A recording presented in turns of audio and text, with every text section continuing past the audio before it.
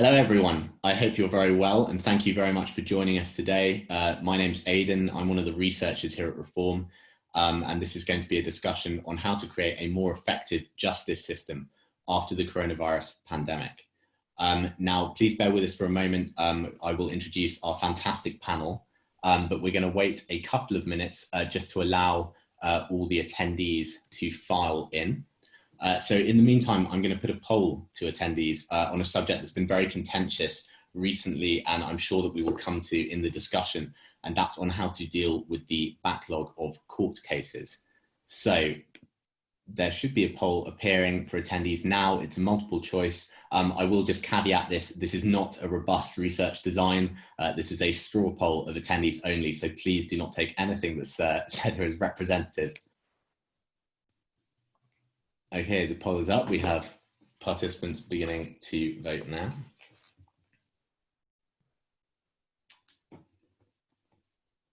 Oh, interesting.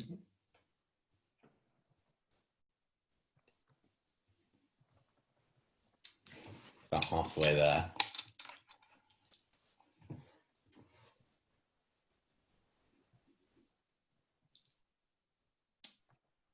Still going, 2/3. I'm afraid it looks like my it's frozen, so I can't do your poll, but we'll see what.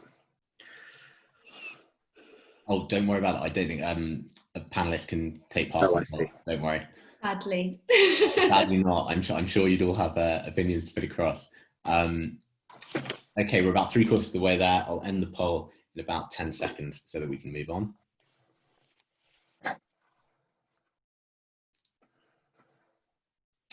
Okay, let's cut here.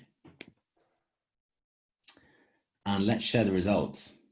So, very interesting, only 6% of people voting for a suspension of jury trials. This has been something that's been mooted recently and discussed. Again, this is purely anecdotal. I'm sorry that we couldn't put more options on there. Clearly, this is a much more complicated issue than this poll would allow for. I'm going to stop sharing those results now. We've got our attendees, so I'm going to make a start. Everyone, thank you very much for joining us today. Once again, my name's Aidan. I'm a researcher at Reform and I work mostly on the justice system. We've got a fantastic set of panelists today to discuss how to create a more effective justice system after the coronavirus pandemic, who I will introduce in a moment. Clearly, this pandemic has put sustained and intense pressures on our justice system at every level, and our justice system was struggling before, whether that's the backlog in courts, the overcrowded and unfit condition of much of our prison estate that prison staff have had to work through and prisoners have had to live in. It's also shown us just how brilliant some of the people and organisations working in our justice system can be in how they've responded to this pandemic. So I'm going to be asking our panel what we can do to move forward in the justice system and how to manage the ongoing pressures that this pandemic will put on the justice system for the weeks and months ahead. So here we have David Lammy MP, who is the Shadow Lord Chancellor and Secretary of State for Justice, Dr. Kieran Mullan MP, who is a member of the Justice Select Committee, and Dr. Natalie Byrom, who is Director of Research and Learning at the Legal Education Foundation, and who has just concluded a consultation on the impact of COVID-19 on the civil justice system. So we're very grateful for our panel. I'm now going to talk as little as possible for the next hour so that we can hear from them and answer as many of your questions as possible. On questions, please submit questions using the Q&A function. The chat will not be monitored, so please don't put your questions there. And we'd be very grateful if you could keep your questions short so that we can get to as many of them as possible. With that said, I'm now going to hand over to David Lammy to give his introduction. Thank you very much. Well, look, it's great to join you this afternoon. And I think the starting point is really to understand that it's probably gentle to describe the justice system as the Cinderella public service over the last decade. There have been substantial cuts to legal aid. There has been a lack of investment in courts, in infrastructure, the professions, particularly at the legal aid end, in crime, in housing, in employment, in welfare, chronically underfunded. And of course, we have not invested in our prisons or in our youth estate particularly. And so, like so many other things during the coronavirus, the inequalities then show up in the system. And so I think we're still in a place where the backlog is growing. It's not quite at the numbers it was 5 years ago, where it was up to 55,000 cases still in the backlog, but we well could be in that place by the end of the year, early next year. And it's why the urgency, it seems to me, of bringing forward Nightingale courts in a context in which we have many, many public buildings sitting empty, and they're likely to be sitting empty for a few months yet. I mean, it's not clear universities are back. Why aren't we using those moot courts? Why aren't we using those lecture halls as mock courts in this environment? And of course, there may be work that can be done in relation to sitting hours. We should not start attacking fundamentals of our democratic settlement, and juries are fundamental and have been fundamental really since the Magna Carta. And of course, at this time in our prisons, whilst we have not seen the death on the scale as in the general population, we have seen the loss of life amongst prison staff, we have seen loss of life amongst prisoners, and we've seen nothing like the release that was anticipated when the government said that they would be releasing up to 4,000 prisoners. Not clear why there are pregnant women still in the system.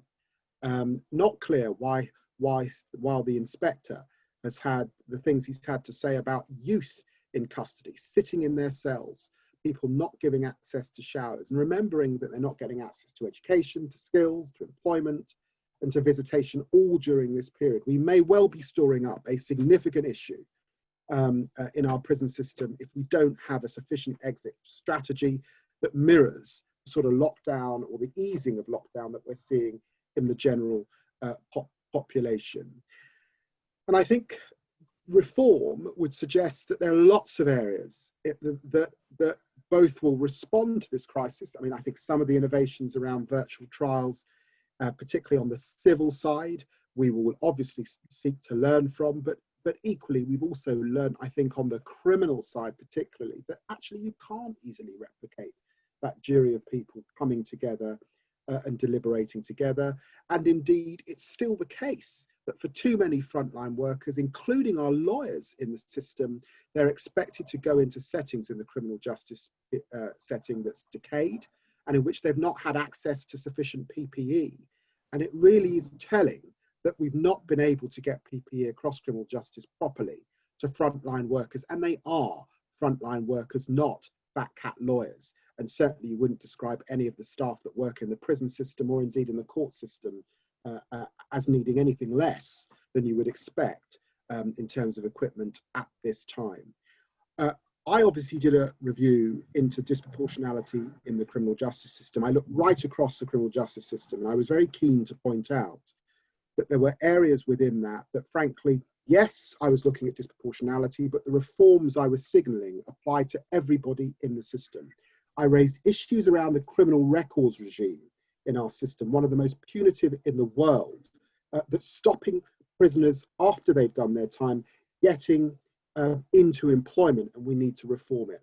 I raised substantial issues about the youth justice system, not reformed substantially since the early Blair years. And again, you know, with young people unfortunately committing very serious crimes at this point in time, we need to gather around those young people, particularly first and second time offenders, and we need to reform further in the youth justice sector. We've still got so many women in prison relative to other countries of similar population. Why are these women in prison when we know that most women are there because of a man, because of a degree of exploitation? And when we put a woman in prison, you're often condemning her children to the criminal justice system or indeed to the care system. And I think there's more that we can do in that area as well. I made recommendations generally on how we manage conflict and access to employment and training in our prison system. And of course, I made recommendations also about who are our judges. And it's still the case that just 1% of our judiciary come from a black background, much progress there to be made. I set a target, the government didn't accept it. So that's a starter for 10. on the sort of reform that we could be getting into.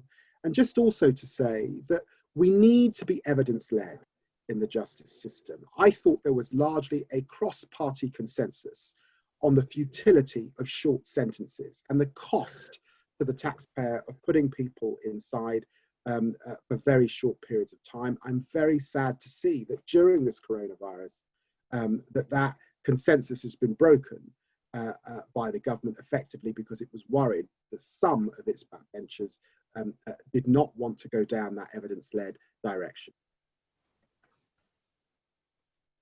Thank you very much, David. I'm now going to pass over to Kieran to follow up on that. Thanks very much, and thanks to Reform for hosting this. So as some of you may know, I'm a relatively new MP, just elected in December, and I'm new to some elements of the justice system. So actually, I've really enjoyed my first few months on the Select Committee, learning about the different organisations and voices that make up the justice landscape, and I'm sure I'll learn a lot from today as well. I'm not entirely new to justice though, so I did spend a few years as a special constable. And one of the things I want to make sure is that the justice system keeps its focus on what I think its main goal should be, which is providing justice to victims of crime and their family. I think it should be first and foremost about catching and successfully prosecuting criminals. And I think for me, part of being a Conservative politician is that whilst we all want to reach this kind of crime-free promised land, I don't believe in utopia. And so for the foreseeable future, there's going to be criminals, dishonest people, fraudsters, negligent employers, all of that. Even if we were to double the spending, triple the spending on rehab and diversion, that would still be the case. So I think it's important that we don't lose sight of the serving the law-abiding majority. I think that should be our primary goal. And we have to think, when we take a step back and look at how effective is our justice system, you know, most crime goes unsolved. Most criminals get away with it. And so that's my kind of leading point that I try to address. What I think I also want to just kind of address this intellectual snobbery that exists, I think, towards people that think that punishing people and locking them up for a decent amount of time is in some way unsophisticated or small-minded. It's actually a perfectly legitimate, honourable viewpoint for someone to think that you should spend a long time in prison if you do something wrong to other people, even if you could have been successfully rehabilitated. And I think actually the think tanks and the talking heads in justice, I think, have failed miserably over the last few years to articulate that viewpoint as a legitimate and fair one. It doesn't mean that I don't understand all the neuropsychological research that teaches us more and more about behaviour control, and that actually we do understand more and more now that those that end up in our justice system, it almost certainly can be traced back to their early life experiences and other things. I remember at medical school learning that around age 4, you can predict an awful lot about a person's outcomes in life just from whether or not they're bonded to their parents or their caregiver in an attachment test. Very simple, quick test you can run.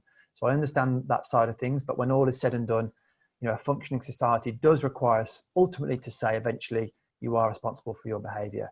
So that's my kind of opening viewpoint on these things as I'm relatively new to justice. And so how does that relate to what I've seen over recent months in the committee and the things that we've been hearing evidence about?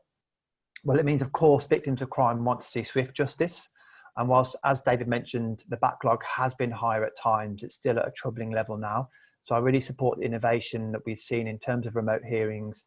I would support Nightingale courts, and I think the government is behind the scenes making progress on that, and we're all going to want to see that translate into reality. And actually, I do support where appropriate jury size changes if necessary, but I think I'm with the majority in saying that the jury carrying on in some form is something that we should all support. It means on youth justice, we've heard a lot about the most effective ways of doing things in terms of diversion schemes, non-custodial sentences. And what's frustrating is we hear that those effective interventions are not available everywhere. So I think a key thing I want for us to do in the committee is highlight the best practice and get it shared and spread. It means on early release, I'm very glad that we've used that sparingly and we stuck to our criteria. I mean, that's ultimately why not very many people have been released, because it was an up to figure. But an individual person had to pass the criteria in terms of risk assessment. And if they didn't do that, then they should have stayed inside. And instead, what we've been able to use is more temporary accommodation to support COVID-safe prisons. And I'm glad that that's the route that we took.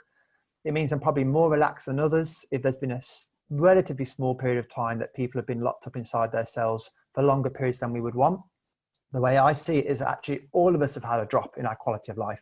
All of us outside have had a reduction in our access to education if we're at school. we've had a reduced exercise and other fulfilling activities. And so I think it's reasonable to expect prisoners to have had experienced a drop as well. Though, of course, we want to keep that to a minimum and see if we can do more to free people up in prison. It means I'm more interested in sobriety tags and home detention as a way to crack down further on people rather than as an excuse to stop them going to prison in the first place. And in the longer term, it means that I want us to deliver on our pledged increased prison spaces, tougher sentencing, cracking down on prolific offenders in particular. I'm pleased to say that there are so many voices that I've seen speaking up on the issues of rehab and early intervention, and that's a good thing. But it means that for me, I think I can contribute more uniquely in articulating the other side of the argument, which I think has too often not been heard. And I've seen that in so many of the issues discussed in the committee over the last few months. Thank you. Thank you very much, Kieran. Some points certainly to come back to there on the prison system. We're now going to go to Natalie to discuss courts before we go to questions. Mr. Lammy has not disappeared. I'm just going to go to speaker view. And then Natalie, if you could please deliver your introduction. Of course. So thank you again to Aidan, and thank you to Reform for hosting this panel. So while the poll and my fellow panelists have focused on criminal justice, I'm going to focus on the impact of COVID-19 on the civil and family justice system, which is larger and affects more people. The civil and family justice system can remove you from your home, it can take away access to your children, and it can even remove your right to stay in this country. Not many people realise this, but it can also send you to prison. For example, if you don't pay your TV licence, or if you're accused of antisocial behaviour, which has been defined in recent years to include things like begging. There are people in this country who are locked up for up to 2 years for begging. It's less visible, the civil justice system, and gets far less attention than the criminal justice system in these discussions. But for all the reasons that I've stated, it's no less important. So what's been happening in civil justice under COVID? COVID-19 has led to the rapid expansion of hearings taking place by telephone and by Skype. Now, I say expansion because prior to lockdown, telephone and remote hearings were being developed as a key part of the government's plan to reduce the cost of the justice system through their ongoing programme of digital court reform, which began in 2016. In spite of the fact that the programme has been ongoing for 4 years, we entered lockdown with no good evidence about what the impact of industrialising the use of telephone and video hearings would be on the people who are on the sharp end of the justice system. In May, with the Civil Justice Council, with no budget and a 2-week timeframe, we published a study that was 60 times larger than anything the government has produced in the last 4 years. The findings were troubling. We were told about a 2-tier justice system, with judges working in the county and district courts that deal with the most vulnerable people, unable to access the resources that they needed. We heard that the technology to support hearings failed in nearly half of the 480 hearings we captured data on. We heard from someone who had driven miles to court for their hearing, only to be told when they got there that it was taking place by phone, meaning that they had to scramble to dial into their hearing from their car. We heard from someone who appeared without a lawyer who said this about their experience, and I'm going to read her words because I think it's really important that we keep her in mind when we're having these discussions. I've never felt so stressed in my life. We'd already been put in a situation with the COVID as it was. I was losing my job, and then I had a court case via a phone call, which I found humiliating because I wasn't given a chance to explain. I didn't understand the words as I'm not that clever. I tried to explain, then someone else spoke and they all spoke to each other. I was so confused that I heard one say how I'd ignored all correspondence. So I said I didn't ignore anything, to which I was told quite sternly, do not interrupt me. I felt stupid and very upset, so I listened quietly to the end. The hearing was then closed and I got off the phone very, very distressed. So this is what we heard from people. One thing we haven't heard at all from the government through this period is the impact that transitioning to remote hearings has had on people from ethnic minorities, people with learning and other disabilities, and women and people who are otherwise meant to be protected by law from discrimination. Successive attempts to get the government to publish the equalities impact assessment for these arrangements have not yielded any success. There is no excuse for this. The court service has sat on recommendations that they requested from us in 2018, which would have enabled them to ensure that remote hearings are fair and enabled them to spot and fix problems as they occur. Now, these recommendations can still be implemented before the approaches to remote hearings are baked in, but we are running out of time to make this happen, and I would urge Kieran and David to help us hold the government to account and ensure that they are. Moving into recovery, the challenge facing the justice system is huge. The only way we can recover effectively from the crisis is if we have access to better information about which approaches work for who and the data to demonstrate that processes are fair. David, you spoke very powerfully this week about the need to hold up a mirror to our institutions. Data is that mirror. It's important that we all remember that in this country, the authority of the justice system comes from trust and it comes from consent.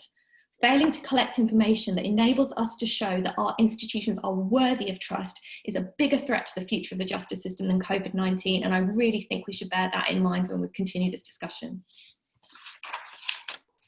Thank you very much for that, Natalie. And I'm going to come back to you first with a question on the courts, because a lot of what you raised here revolves around the issue of digital justice and remote justice, and the increased use of digital technology in the justice system, which is something that we'll see at every level of the justice system throughout this pandemic.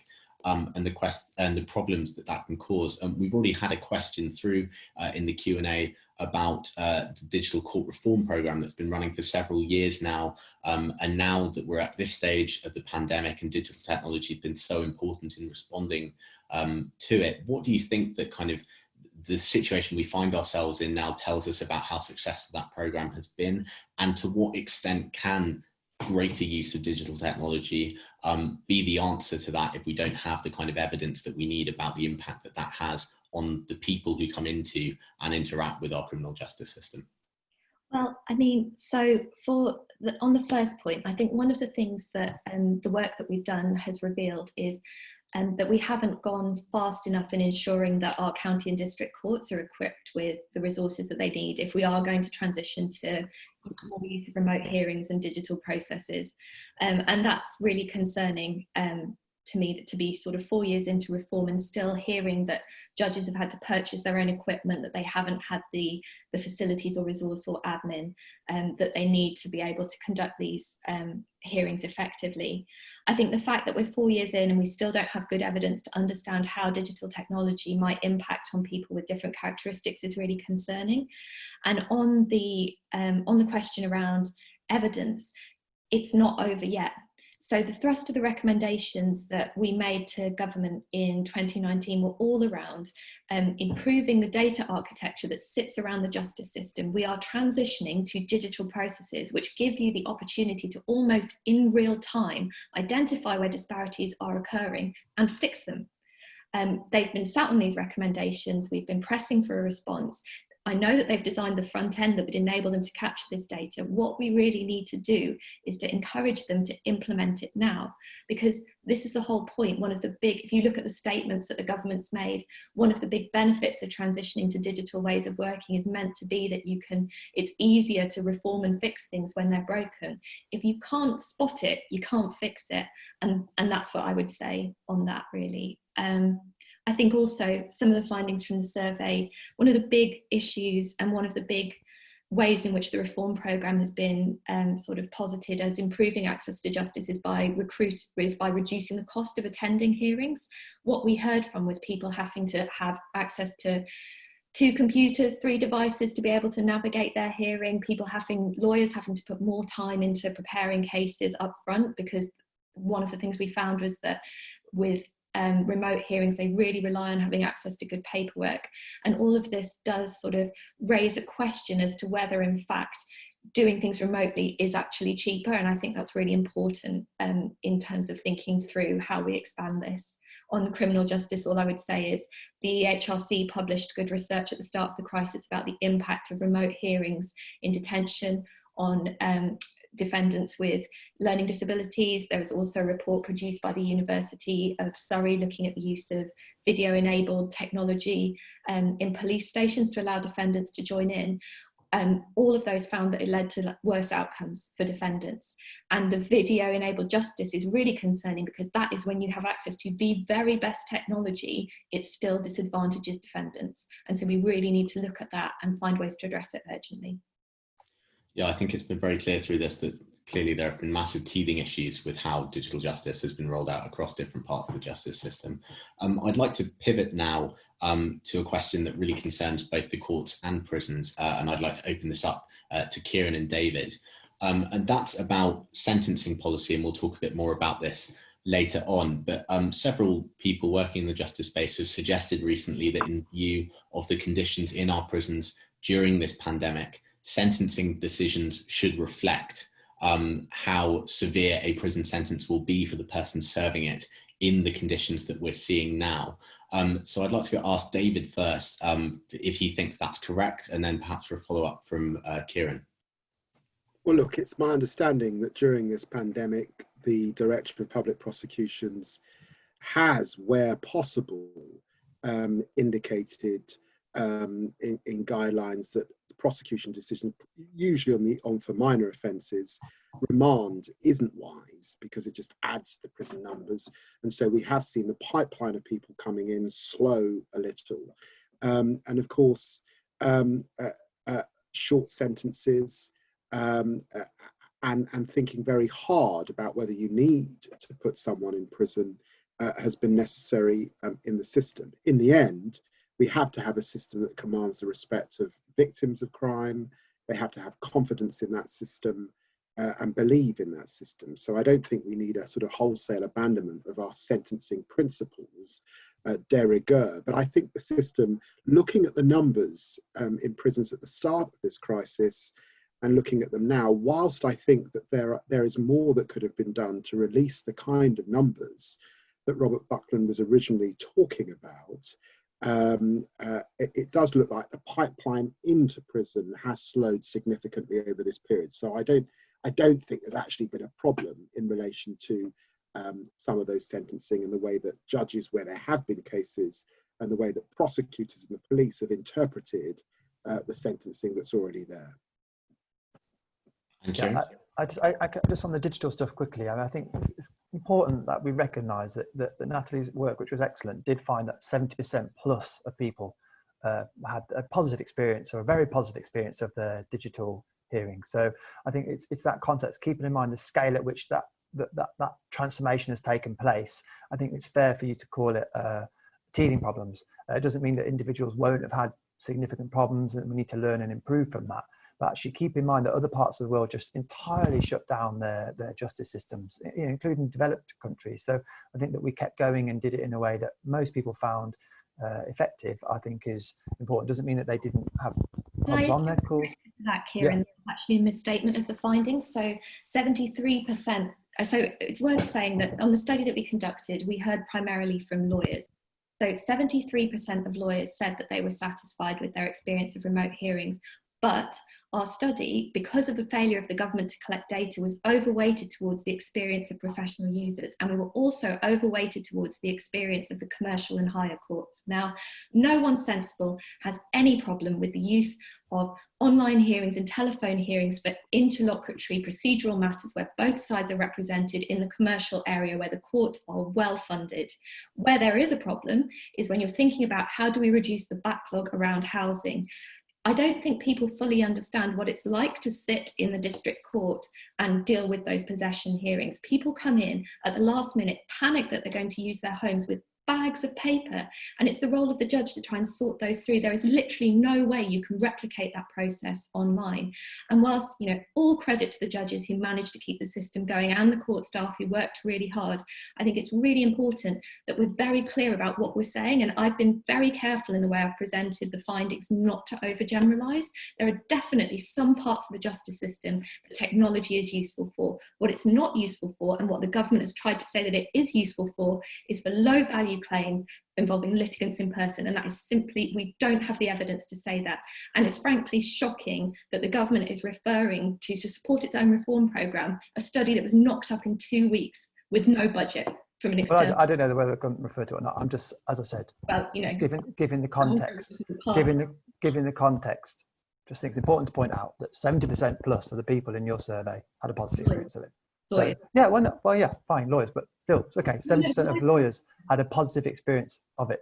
So it doesn't mean that any of your other comments aren't valid, but I just think let's reflect in a more wholesale way people's experience of the system. The same people said they were less effective in facilitating participation and less satisfactory.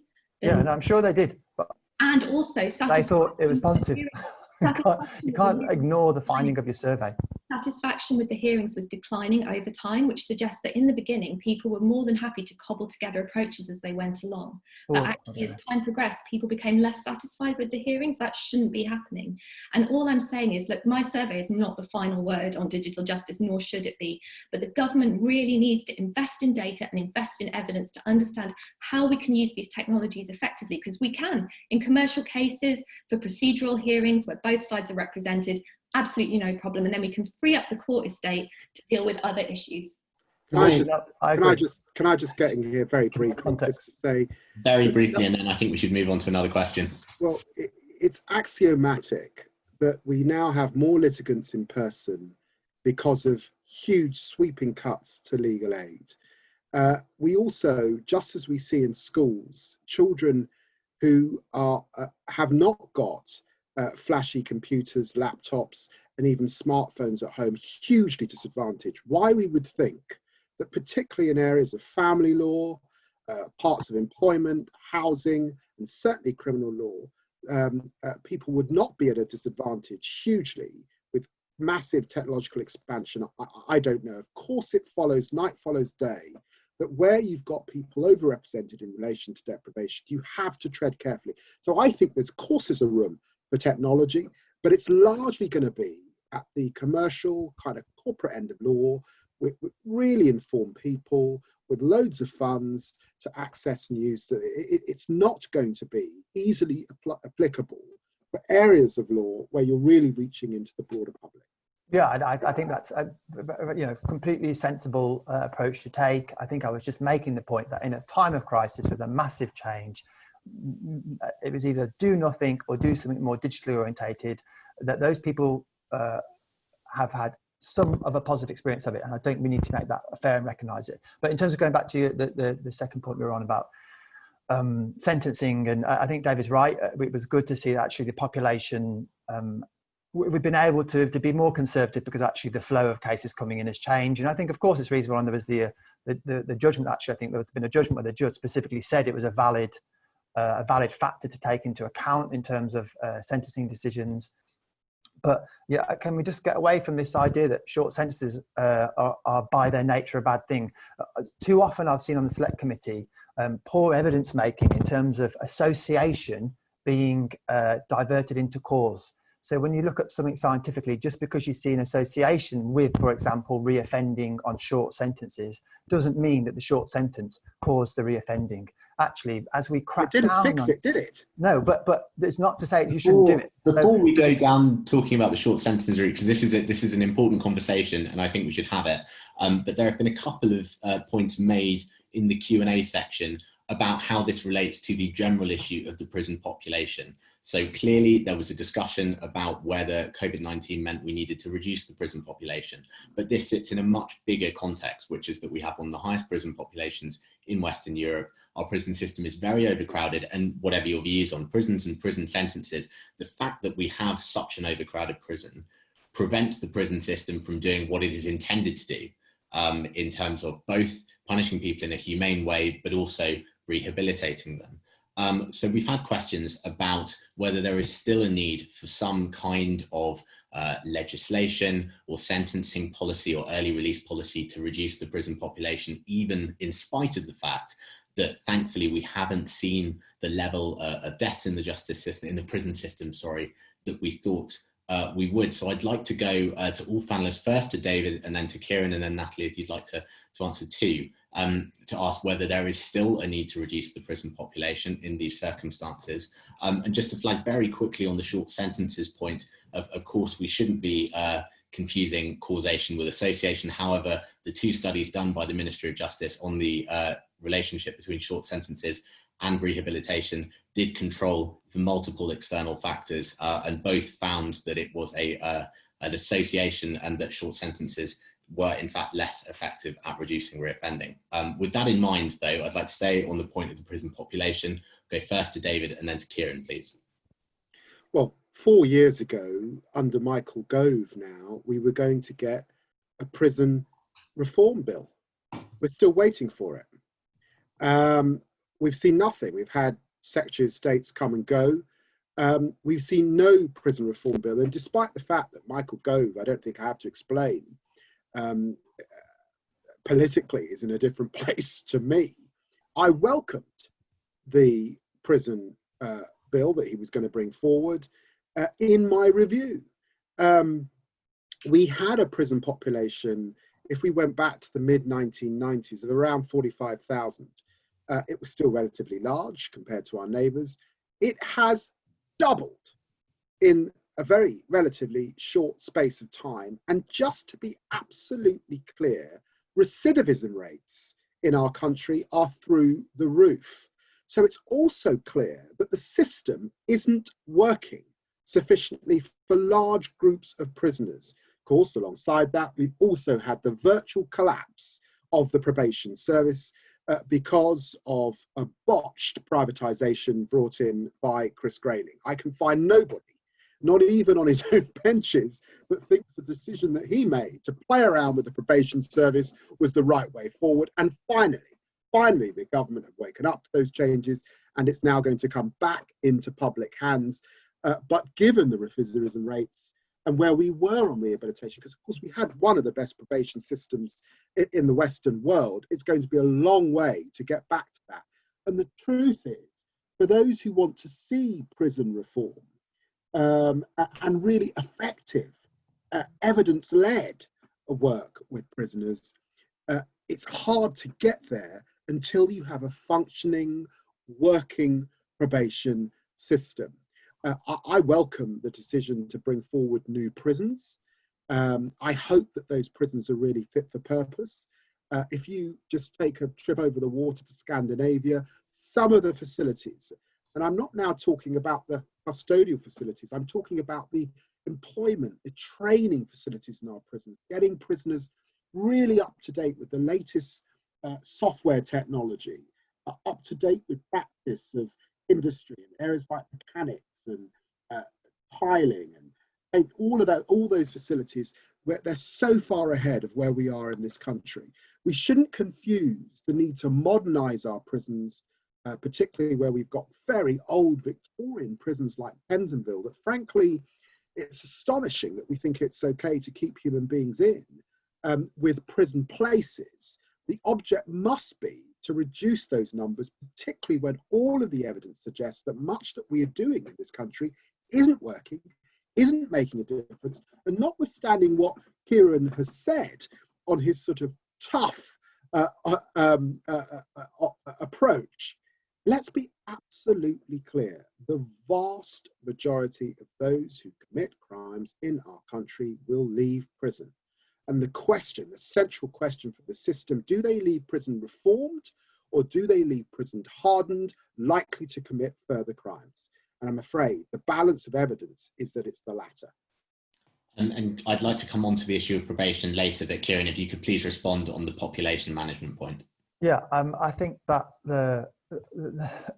I see the policy papers and the impact assessments and all the ways in which these things are assessed on whether they're a good or a bad thing. And what do they never talk about? They never talk about the positive impact on the victims of crime of seeing their perpetrator go to prison. You never see a think tank release a paper on that. You never see a think tank want to evidence how effective that is actually in making people feel they're part of a just and fair society. No one's ever interested in that. All they ever want to talk about is recidivism. And I don't say that to diminish the importance of recidivism. I think there's this really flawed way of thinking that you either sit in one of two camps. You either sit in the tough on crime camp, or you sit in the pro-reform and pro-release and rehabilitation camp. I would see myself as sitting equally in both. And unfortunately, I think the think tank world and the whole policy debate in justice is very much on the other side. So let's look at short sentences. the vast majority of people that are in prison on a short sentence have had multiple previous pre-custodial sentences put in place. And now that, of course, would lead us to think about, well, let's get better at those. Clearly, they're not working well. The pre-custodial action isn't working well. If it was working well, they wouldn't end up ending in a custodial place, but they do.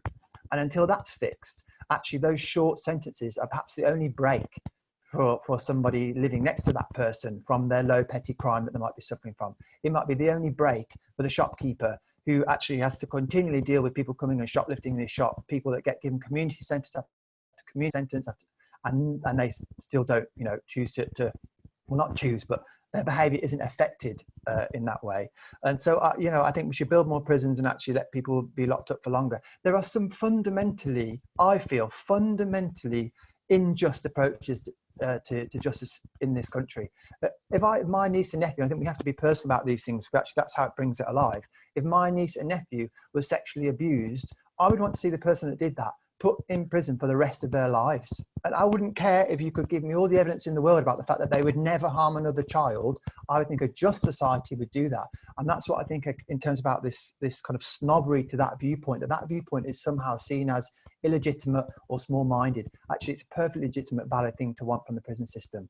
So whilst I absolutely accept we need to do more on the reform and rehabilitation, the more we understand about the fact that behaviours and the factors that predispose people to having a life of crime are settled early, the more we have to recognise that actually this means that we understand more about how difficult it is actually to get some people to alter their behaviours, develop those self-control mechanisms. And if we have a justice system that continually forgives, you have to have both. Let's do more for people. Let's intervene even earlier.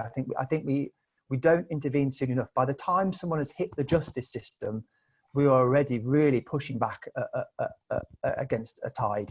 Actually, as I said, you can identify at 4 or 5 years of age that someone's heading in the wrong direction. So let's do more early, but let's not turn it into a debate yet again just about how we can let more people out of prison early and forget how important that is to the victims of crime, that they see people go to prison.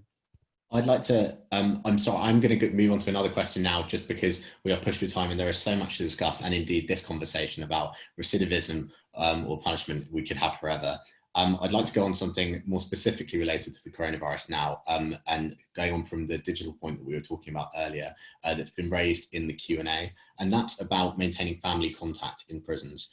Because regardless of your view on how and why prison sentences should be administered, we know that family contact has a massive impact on recidivism and indeed the chance that someone will leave prison and commit a further offence. There have been calls for a long time to expand the use of digital technologies in prisons to facilitate family contact.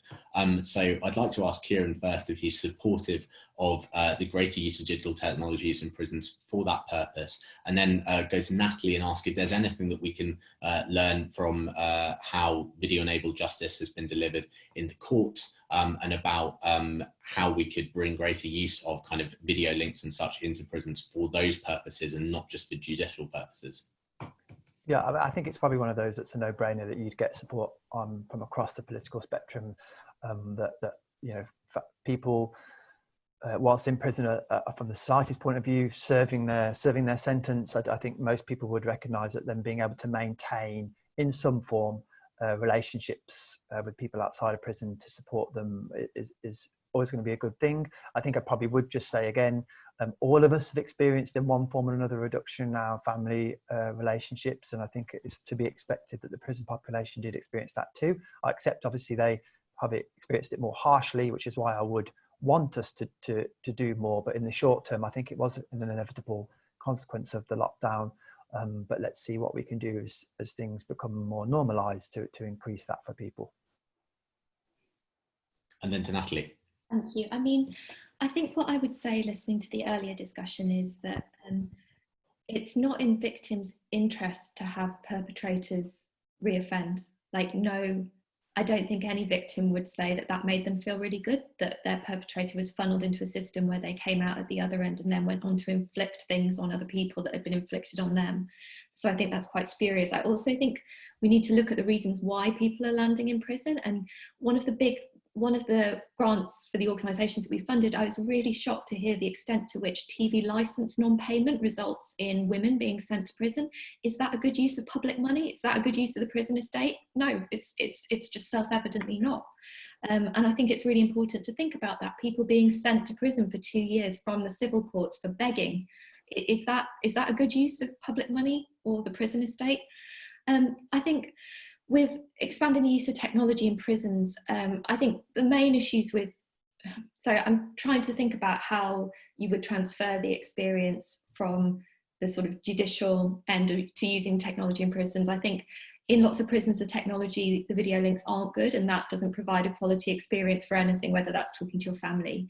But I think in general, as Kieran has said, I would agree, it's just sensible that prisoners should be allowed to be able to access and remain in contact with their families. And I think if we can use technology to enable that, all to the good. Thank you. I'd like to come on to a question now about prison leavers and resettlement, because something that's very clear to anyone who's working in our justice system at any level at the moment is that some people who've been in prison for a long time will be leaving prison and returning to a world that is at the moment completely different from the one that they left before. We've had a question raised in the Q&A about what happens for prison leavers when they leave prison and there's no one to meet them at the gate. And clearly, you know, the coronavirus and social distancing and such has put restrictions on resettlement work for some time. So a question first to David about what more we could be doing to support prison leavers during, frankly, the next few years, where it's likely that, you know, seeking employment will be incredibly difficult on top of the ongoing issues that there have been with resettlement for some time. Well, look, this is an area that has been in need of real examination for many years. It's not successfully happened over this period where we've had changes in the probation service. There are significant issues, particularly in London and major cities, in relation to housing. I've indicated already that the criminal records regime that we have frustrates the ability for prisoners to get employment. And the point that I'd make here is quite simple, and that is that all of the evidence is that young people tend to grow up towards the end of their 20s. They tend to want to settle down. In one of those BBC moments where my dog has found its way into my office.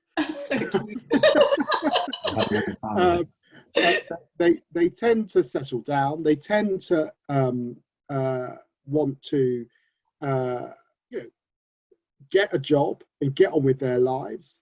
And the system keeps them in crime, basically. And we've got to change that system. But it means that the links between the local authority and the probation system have got to be sound. There's got to be special provision and actually special targets and requirements for local authorities to work with prisons before release and to work hand in glove with probation after release. There's a lot to do in this area. And look, I don't say I've got all of the ideas, because I think in some senses this has been the most broken part of the criminal justice system now for well over a decade. Natalie.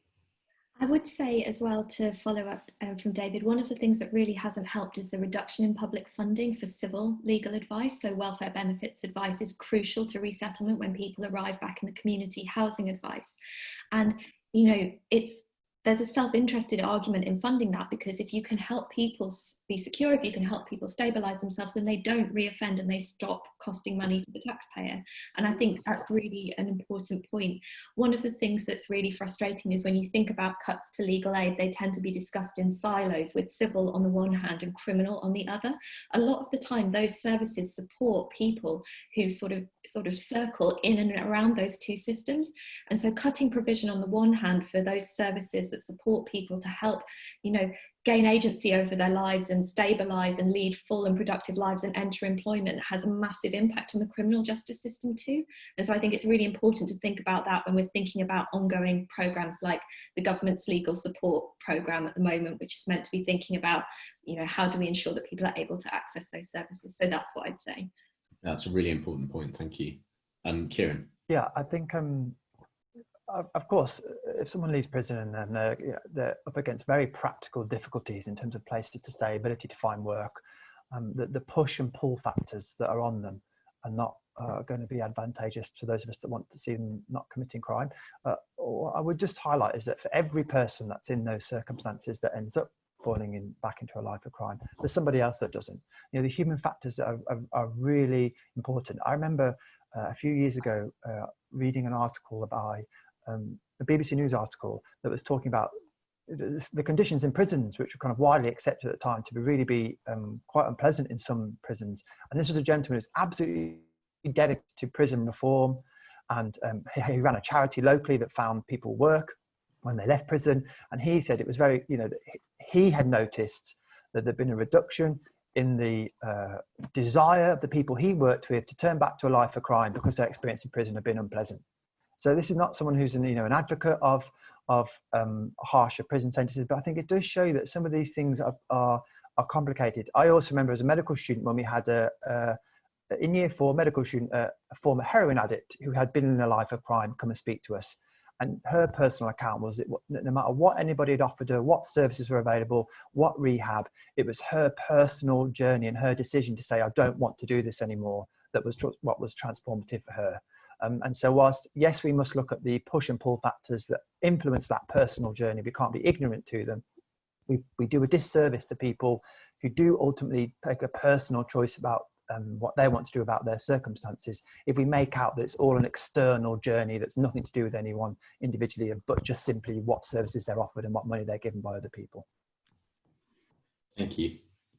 We've had an interesting question in the Q&A alluding to the fact that often justice is seen as a kind of technical subject, and it's seen as a kind of, like so many other public services, it would be treated in a silo, when actually it really is foundational to so many of the things that we do, whether that's social justice or the freedoms that we all have as individuals and citizens.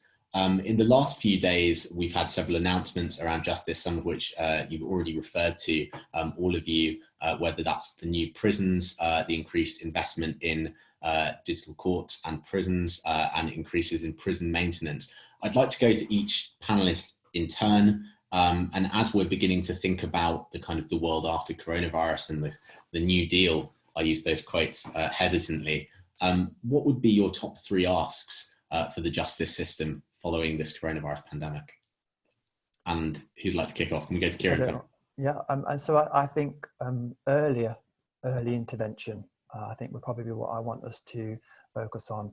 For me, actually, fundamentally, these things are about families, family setup, family units, and obviously we see the greatest disproportionality in terms of crime is with those people who are looked after, have been in state support, don't have a family. And so I think actually if you want to get the root causes really as to why people end up in these situations, it's about the very, very early childhood experiences and the families around them. So I think we need to do that. So related to that, let's make sure that youth offending teams and early intervention teams, the Troubled Families Programme, all of these things really are pushed to the max, because actually, and it's a hard thing for the taxpayer to it's difficult to reason with the taxpayer why so much money should be spent, because actually, let's keep in context, enormous amounts of money are spent actually on these programs comparative to very many other European countries.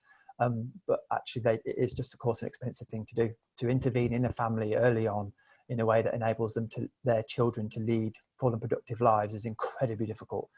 So I think it would be around that. It would definitely be around prison spaces. I think we need that. And then related to that, if we're happy that we're doing more on the intervention side of things and we're happy that we're tackling it from that side of things, I think we need to fundamentally rethink what it means in terms of justice and prison sentences in this country for some of the most serious and prolific offenders. David. Well, look, I think I'd agree with Kieran. It's the only point I think he's made that I have some sympathy with his contribution this afternoon, which is early intervention. And clearly, I think on a justice side, there's so much more we could do around problem-solving courts, so much more we could do around community courts and justice, dealing with those first, second-time offenders, gathering around their parents and their families, gathering around those who've got problems with drug addiction, particularly gambling, increasingly sex addiction in our society. So there's a lot that you can do at that stage that we ought to be doing, but that's notwithstanding the broader points about how are our pupil referral units doing in our country, how is local government doing in terms of funding available to support families. All of that needs real work. I think the other area that I would want to invest in is skills, education and therapy in our prison settings. And I've never understood, frankly, why there aren't more therapeutic prisons in the system, not the paltry number that we have. You know, I do believe in the power of redemption and rehabilitation, but you've got to have the services to get prisoners there.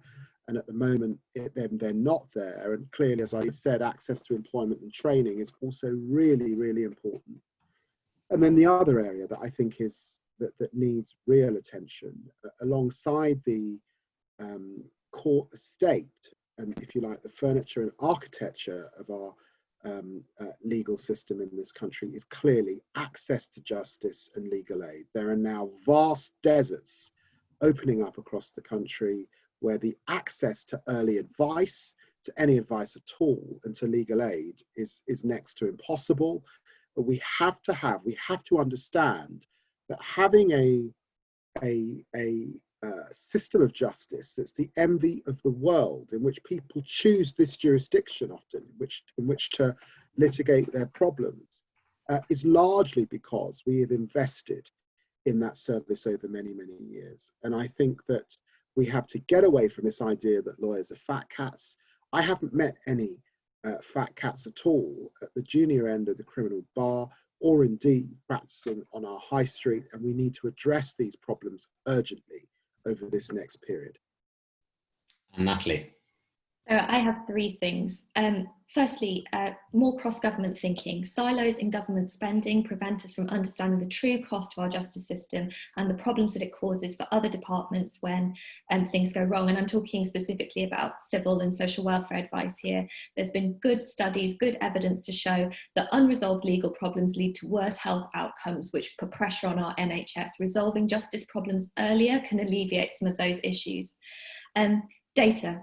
Better data to understand what works for who in what circumstances. And that's particularly important when we're thinking about the expansion. I mean, the digital court reform programme offers us for the first time the opportunity to look at justice as an end-to-end system and understand, where do people enter, where do they drop out, and what outcomes do they secure? And that will enable us, having that data and being able to publish it, will do two things. Firstly, what it will do is the current savings within the reform programme are predicated on people opting to use digital pathways. Why would you opt to use a digital pathway when you have no evidence or no way of gauging what your outcome is likely to be from that? So publishing that evidence will actually help the government build the case for digital court reform, but also it will help us to understand how we deploy technology effectively to reduce pressure on the court estate and use resources better. And thirdly, I think I would like to say something here about polluter plays. A lot of the problems in the justice system are caused by the complexity of lawmaking and the complexity of procedures and decisions that are made by other parts of government. You have huge numbers of appeals in the Social Security and Child Support Chamber every year. That's a direct result of poor decision making on the part of DWP, or Department of Work and Pensions. Get decisions right first time and you don't cost money to the justice system. And I guess thinking about COVID, you know, it was the right policy to suspend possession hearings. It was absolutely the right decision. But that was a government policy that has created a bubble in eviction proceedings that now the courts are being tasked to deal with. And getting the response to that wrong means women, children, families out on the streets in the middle of a public health crisis.